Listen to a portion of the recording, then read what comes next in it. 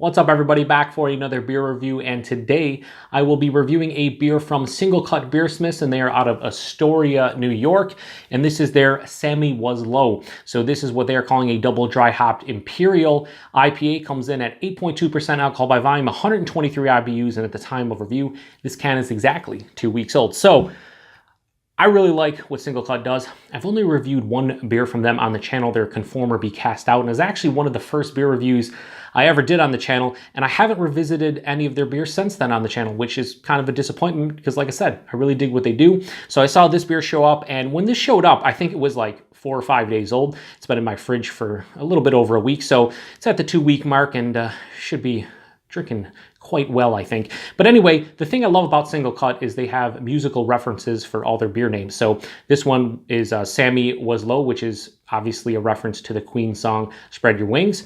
And they actually say this was inspired by Is This the Real Life, which of course is a musical reference to the Queen song, Bohemian Rhapsody, which is awesome. It really is. I love the fact that they do that for most of their beers. And yeah, this one is, like I said, double dry hopped, basically double IPA, 8.2%. And I love the fact that they put the IBUs 123, which is a lot. They don't put any other ingredients in here, like, you know, what hops they're using or whatever, but we'll live. Anyway, let's crack it open, give it a pour, and see what we got going on. Oh yeah, so even though they don't say it, they pretty much rock the New England style when it comes to their IPAs for the most part. And yeah, you can tell that this is a New England style IPA. Very turbid and murky, honey orange color. It looks very milky, about a finger of an off-white head. Yeah, plays the role. Kind of looks, honestly, like an other half beer to me. Very much in that realm. Let's get a nose. Ooh, I'm getting a little bit of that grain astringency, that little hop burn note. It does smell like I'm going to get that. Not necessarily going to get it in taste, but just in the nose. It smells super fresh. Underneath that, though, peach and apricot for days. The one thing I get with SingleCut, and I know Matt over at Massive Beer Reviews does as well, I sometimes get that danky, like, you know, onion, garlicky kind of hop note, and I'm getting that little bit in the nose. Has a really big dankness, like an herbaceous dankness that is leaning towards like the onion garlic realm of things.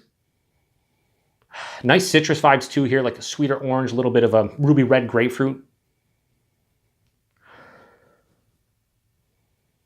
Yeah, it smells pretty good.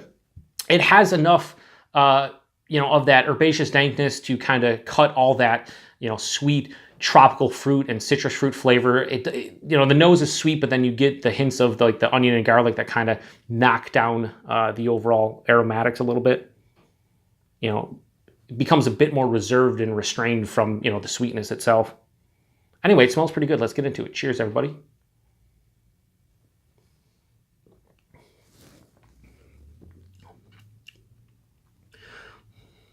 Yeah, wow. Okay, so in the flavor, that herbaceous dankness is like kind of the winner here.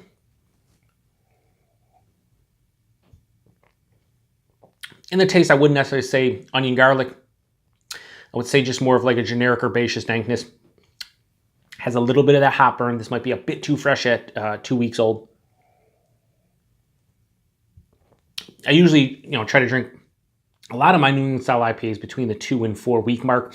I just feel like when they're under a week old or sometimes under 2 weeks old, that green astringency / hop burn, so many New England style IPA producers, you know, get that character when their beers are super fresh, at least for me personally.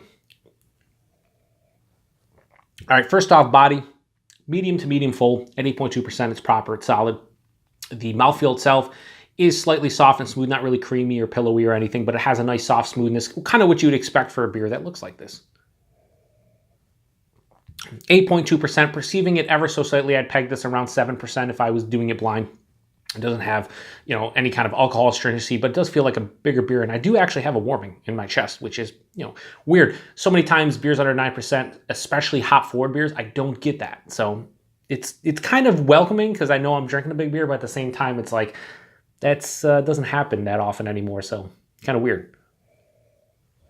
Flavor profile, though, like I said, big herbaceous character, this one, big dankness.